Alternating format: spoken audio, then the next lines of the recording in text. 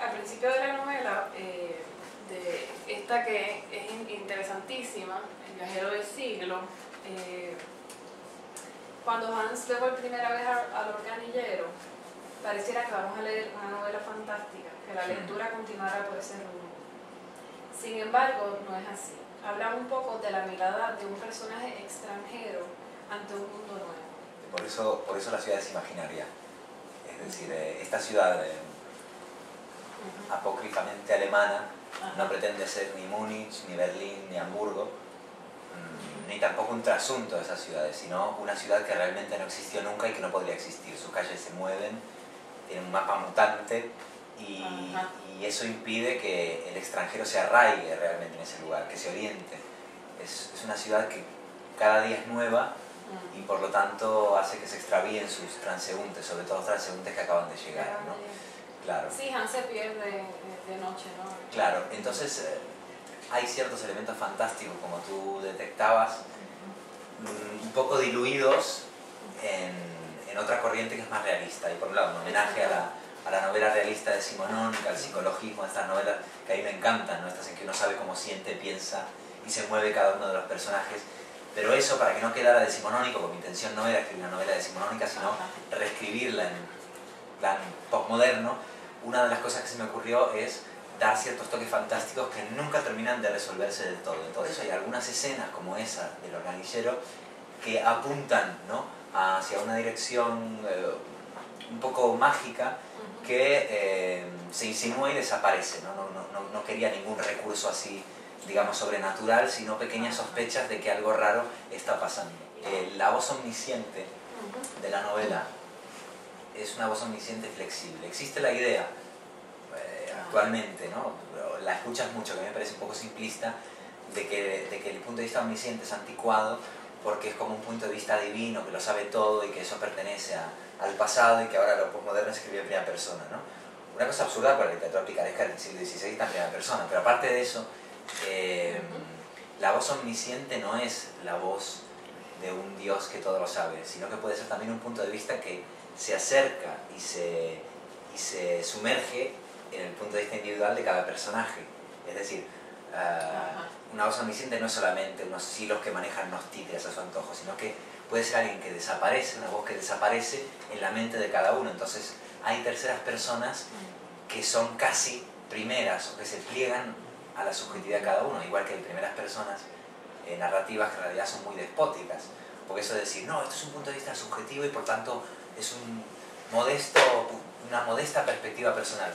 Bueno, narrar el mundo entero desde la primera persona puede ser mucho más despótico o mucho más monolítico, mucho más rígido que narrarlo desde una perspectiva aérea que desciende todo el tiempo para sumarse a la mirada de cada personaje. Entonces la novela lo que hay es un recurso, a ver cómo lo digo sin que suene demasiado complicado, es un recurso cinematográfico que termina teniendo consecuencias narrativas. Es decir, la cámara está por arriba de los personajes, es como si fuera un helicóptero que sobrevuela las circunstancias de cada personaje, y cuando encuentra algo que le interesó mirar al personaje, ese helicóptero aterriza, se diluye en la mirada del personaje, ya esa voz que estamos leyendo es lo que piensa, lo que dice, lo que siente el personaje, y cuando la escena concluye el helicóptero, digamos, despega hacia otra zona de la novela. Tomando como referencia a Van den Burg, ¿cómo, ya tú como escritor, cómo se reescribe o se reinventa una ciudad europea por un escritor que pasó su infancia en Argentina y su adolescencia en Granada?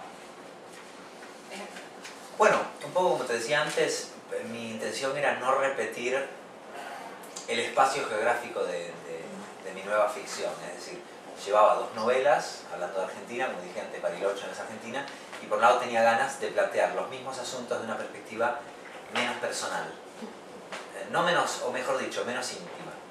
O sea, no hablar de mi extranjería, mis desarraigos, sino de el desarraigo, la extranjería, ¿no? Con lo cual, de entrada, había que salir de cualquier territorio que oliera infancia, familia, etc., que es lo que había hecho exactamente en mi novela anterior, ¿no? Eso por una parte. Por otra parte, esta novela se nutre mucho de una tradición centroeuropea, ¿no? Tiene algo, la ciudad tiene algo kafkiano, por un lado. Yo te iba a preguntar un poco sobre el castillo. Claro, es una ciudad. En el castillo no puedes entrar. Este es el contracastillo. Puedes entrar perfectamente, pero jamás podrás salir. yo estoy un poco cansado de que sea obligatorio hablar de tu país, ¿no? Es decir, y lo he hecho varias veces, con lo cual no soy sospechoso de negarme a hablar de Argentina, pero digo, si eso se transforma no en un derecho, sino en una obligación, yo me rebelo. Es decir, que hay que posar con poncho y con plumas aborígenes para el editor francés. Que no, perdón, si un novelista francés puede hablar del mundo, entonces un latinoamericano también. ¿No nos ayuda la globalización a romper con eso? Claro, filosóficamente sí, pero después agarras a un editor y te dice, y te pregunta que por qué no hablas de la selva o de las dictaduras, o decir, todo lo que nos dejó el boom de escritores excelentes, por supuesto, y que no tienen la culpa de los clichés que se alimentaron después, porque ellos inventaron algo. Yo te quiero decir, han pasado 40 años, ¿hasta cuándo vamos a seguir posando para un observador que quiere algo exótico, aborigen? Entonces siento que mi generación, no digo que sea la primera vez que se haga, pero sí quizás la primera vez que masivamente, como colectivamente, una gran parte de los escritores que tienen 30, digamos, están tratando de evitar situar sus ficciones geográficamente en su país, lo cual no quiere decir que la literatura de tu país no te influya. Es más, esto que estoy diciendo lo hizo Borges, o sea, no es que inventemos nada, pero se trata de decir, bueno, voy a hablar de un lugar en el que nunca estuve, en una lengua, además, esta novela se supone que está traducida del alemán, que es un poco el juego gracioso. ¿Verdad? El castellano que se habla es totalmente imposible en esa novela, porque los personajes se supone que hablan en alemán, o sea que yo te estoy traduciendo al español, pero me permitía como liberarme también del dialecto argentino, ¿no? Decir, bueno, esto es Nowhereland, se habla un castellano que no existe, y bueno, es una forma entonces de extranjerizar todo más en el sentido estético, ¿no? Me gustaría que nos hablaran un poco de tu proceso de escritura. Te posees los espíritus de la palabra y haces una danza antes de escribir. Emanas luz por los ojos al momento No, de por hacerlo. las orejas emanas luz, así. Bueno, hago danzas vudús primero, ¿no? O sea, me pinto la cara así con tinta negra azul. Como después hago como unas piruetas y cuando empieza a salir un halo, que es así como multicolor, así que un poco de rayos infrarrojos, en ese momento hay que sentarse y trabajar mucho porque no has conseguido nada.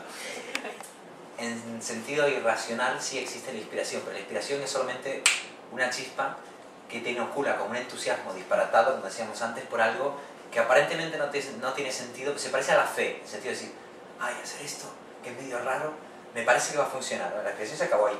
Es una fracción de segundo, se te ocurre una idea. A partir de ahí, todo lo demás es paciencia.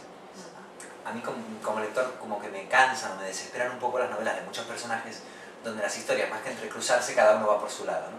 Entonces, como esta novela tenía que tener bastantes personajes, porque así se me ocurrió, tenía que tramar la manera en que los personajes se iban a implicar, a interaccionar. Y eso no se puede improvisar. Es decir, qué tiene que ver cada personaje con el otro es una cosa que tenía que estar prevista. Entonces lo que hice, como tú decías, eran como lugares de paso del argumento y la historia de cada personaje. O sea, yo sabía que Sophie tenía un salón literario y se iba a enamorar de Hans. Y se lo iba a coger además siempre que pudiera. Hans era un extranjero que se iba a querer ir al primer día del lugar y no iba a poder salir. Estaba el organillero que iba a ser un viejito de una salud delicada y que no se sabía qué iba a pasar con él. Iba a estar el enmascarado al que la policía persigue y que le iban a atrapar en algún lugar, ¿no? Etcétera, etcétera. Y pensé cómo iban a interaccionar todos esos hilos, ¿no? Una vez que se me ocurrió cómo se entrecruzarían esas tramas, por supuesto improvisé, y es más, muchas veces cambié de plan mientras escribía. Esto es muy lindo, sobre todo con los personajes secundarios. Esto es como hacer una película y de pronto le das, yo qué sé, pongamos una actriz, una frase, y la dice tan bien que le dices, bueno, a ver, di otra. Y esa persona acaba siendo medio coprotagonista, ¿no? Entonces había personajes chiquititos que estaba previsto en el esquema, que iban a aparecer muy poco, por ejemplo Lisa, la hija mayor del posadero donde Hans duerme, y empecé a quererla tanto que empecé a inventar escenas para que ella pudiera seguir protagonizando la novela, ¿no? Y al contrario, personajes que iban a ser como muy importantes y de pronto me aburrí de ellos y los achiqué. Pero un esquema previo había, un esquema previo que tenía que ser flexible, son como los andamios. Sin andamio no hay edificio. Cuando el edificio está quedando terminado hay que retirarlo, ¿no? Es una cosa así.